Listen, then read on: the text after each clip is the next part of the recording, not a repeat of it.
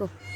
कुछ टर्म्स ऐसी हैं जिनकी एक्सप्लेनेशन और मीनिंग्स अगर हम उसको बदल दें तो हमारे लिए बहुत ही बेहतरीन हमारी लाइफ में उसके रिज़ल्ट आएंगे। फियर है, नंबर 2 पे एनवी है, नंबर 3 पे एंगर है, नंबर 4 पे हेट्रिड।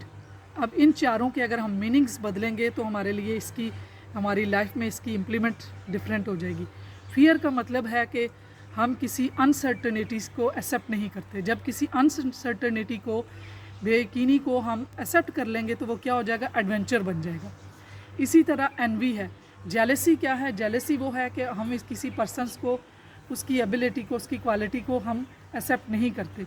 जब हम उसको एक्सेप्ट कर लेंगे तो इसका मतलब है कि हम इंस्पायरेशन हो गए, हम उसकी इंस्पिरेशन, किसी की जो क्वालिटी है उससे इंस्पायर हुए, तो उससे मीनिंग बदलने से हम इंस्पायर हुए, तो उसका मतलब है कि जो चीज़ जिससे हम इंस्पायर होते हैं तो वो फिर हम अपनी ज़ात में भी अडॉप्ट करते हैं।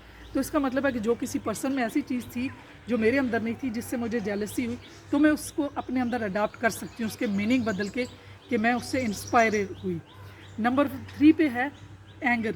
एंगर के मीनिंग अगर बदल दें तो एंगर का मतलब ये है कि कुछ चीज़ें जो मेरे कंट्रोल में नहीं है, अब मेरे कंट्रोल में नहीं है तो उसका अगर मैं, जो मेरे कंट्रोल से बियॉन्ड है, तो उस पर मुझे गुस्सा। अगर इस चीज़ को मैं ये करूँ, मैं एक्सेप्ट कर लूँ कि जो चीज़ें मेरे कंट्रोल में नहीं हैं, तो इसका मतलब है कि मेरे अंदर टॉलरेंस आ गई है।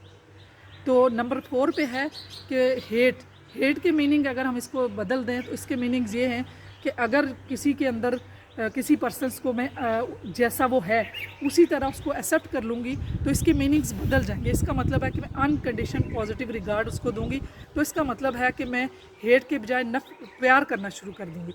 तो ये सिर्फ़ और सिर्फ इन चारों टर्म्स के मीनिंग्स बदल के, इन सारों को हम एक्सेप्ट करके, इन चारों को हमने अलग अलग जगहों पे एक्सेप्ट किया, तो जब हमने एक्सेप्ट किया तो हमारे लिए मीनिंग बदल गए। तो जब मीनिंग बदल गए तो हमारे लिए आसान हो गया हमारे बिहेवियर्स चेंज करने में, लोगों के साथ हमारे जो तल्लुकात हैं वो अच्छे हो गए।